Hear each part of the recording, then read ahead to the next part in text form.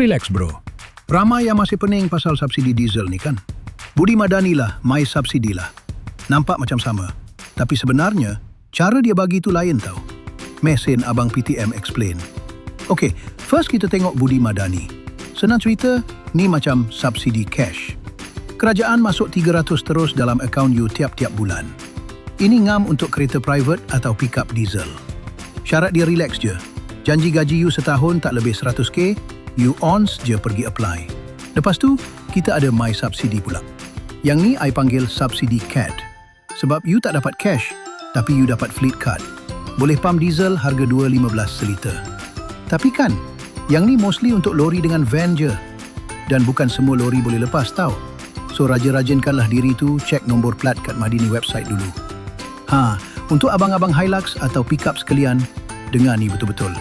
Tak kisahlah Hilux you tu personal ke, company punya ke, you memang tak boleh pakai kad My Subsidi ni.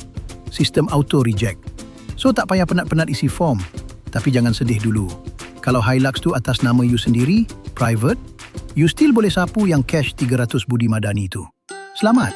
Cuma, kalau pickup tu register bawah nama company, dua-dua subsidi pun you tak dapat bos. Bab subsidi mungkin pening sikit. Tapi kalau bab lori, jangan pening-pening. Nak cari lori ngam untuk bisnes you? Ingat lori, ingat PTM Group. Settle.